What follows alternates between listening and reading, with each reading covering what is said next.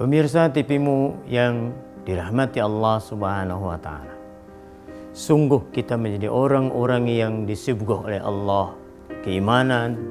Allah Subhanahu wa Ta'ala berikan sarana kepada kita untuk menguatkan ketakwaan kita kepada Allah. Itu tanda bahwa Allah cinta kepada kita.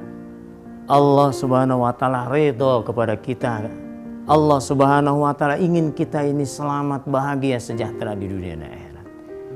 Maka meraih kebahagiaan, meraih kesejahteraan, meraih keselamatan yang Allah Subhanahu wa Ta'ala fitrahkan untuk kita, dengan kita berbicara yang benar, wa tawasau bil haq, kemudian kita bersabar setelah itu, wa tawasau bis sabr, dalam arti kita berkata yang benar. Agama Allah adalah benar dengan kebenaran yang diberikan kepada kita semuanya. Kemudian Allah Subhanahu wa Ta'ala memanhaj kepada kita bagaimana Allah membimbing kita agar kita menjadi orang-orang yang bisa selamat di dunia dan akhirat. Kalau Allah saja yang menciptakan kita, lalu Allah menghendaki kita ini menjadi orang-orang yang selamat, kenapa kita menjadi orang-orang yang tidak berkehendak agar diri kita ini selamat?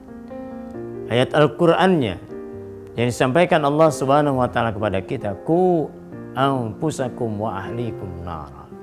Ya ayyuhalladzina amanu, hai orang-orang yang beriman. Ku anfusakum wa ahlikum nara. Allah Subhanahu wa Ta'ala menyentuh dengan bahasa sentuhan yang lembut. Ya ayyuhalladzina amanu, wahai orang-orang yang beriman.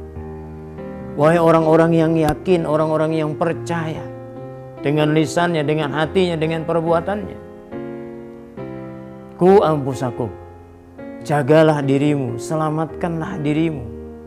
Wa ahlikum, keluargamu, saudaramu, sahabat-sahabatmu yang beriman kepadaku dan hari akhir. Nara, dari siksa api neraka. Jika kita memberikan persaksian palsu, tiada lain kita mendekatkan diri kita, bahkan mungkin menceburkan diri ke dalam neraka jahanam. Allah Subhanahu wa Ta'ala tiada lain memberikan satu perbalikan saja, bahwa jika orang-orang yang abidur rahman itu, orang-orang yang dikasihi oleh Allah, diberikan fitrah sifat kasih sayang oleh Allah Subhanahu wa Ta'ala pada dirinya, yaitu orang-orang yang tidak mau bersaksi dengan persaksian yang palsu, maka berbaliknya adalah orang-orang yang dibenci, orang-orang yang tidak dikasihi, orang-orang yang tidak disayang oleh Allah Subhanahu wa Ta'ala adalah orang-orang yang bersaksi dengan persaksian palsu. Orang-orang yang mengatakan perkataan dengan perkataan-perkataan yang tidak benar. Orang yang juga bahkan mengatakan yang seharusnya itu dia katakan kebenaran yang benar, tapi pada kenyataannya dia menyatakan sesuatu itu tidak benar. Dialah si munafikin. Dialah orang-orang yang selalu mendustakan ayat-ayat Allah. Jika kita melakukan zur, melakukan kebohongan, salah satu dari beberapa dosa besar. Jika Imam Al-Ghazali mengatakan ada 55 dosa besar, satu di antara dari 55 dosa besar itu adalah fastanibuhu qaulaz zur, yaitu perkataan-perkataan bohong.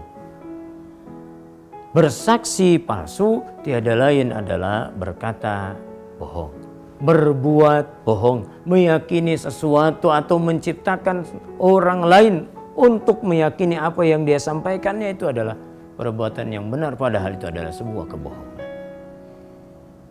Jika persaksian itu dipercaya oleh majelis hakim, maka bahaya besarlah yang akan ditimpakan oleh majelis hakim itu terhadap terdakwa. Orang yang harusnya benar, tapi karena persaksian orang-orang yang bersaksi dengan palsu, dia kemudian menjadi bersalah. Yang pada akhirnya apa? Berbaliklah, orang-orang yang bersalah jelas-jelas bersalah karena persaksian kebohongan para saksi-saksi dalam pengadilan ini, Mengangkatlah dia menjadi orang-orang yang seolah-olah benar dengan kebenaran-kebenaran yang dia banggakan. Hadirin pemirsa TV-mu yang dirahmati Allah Subhanahu wa taala.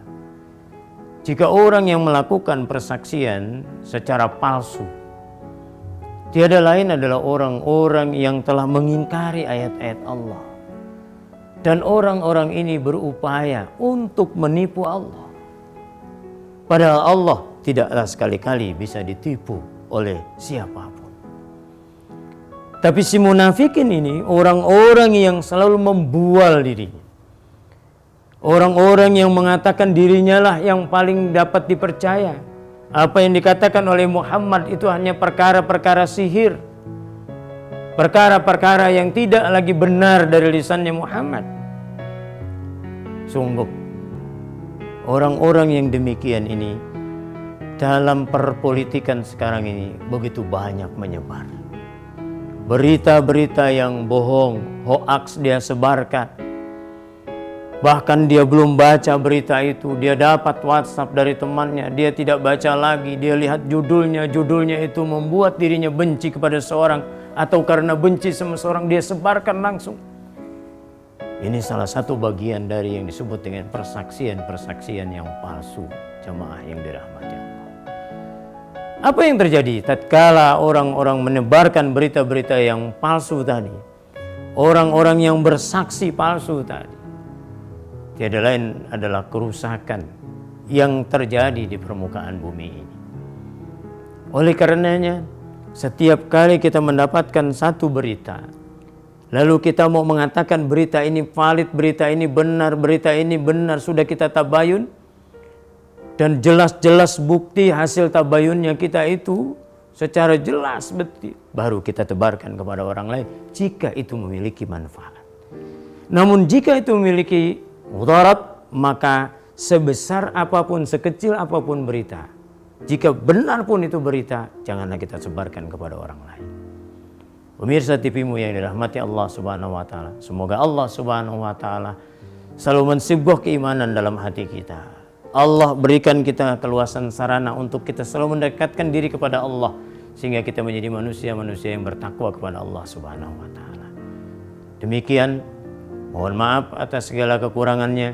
Terima kasih atas segala perhatiannya. Semoga kita dapat bertemu kembali dalam episode-episode bimbingan akhir zaman yang akan datang. Nasrun minallah wa fatun qarib wa basyiril mu'minin. Wassalamualaikum warahmatullahi wabarakatuh.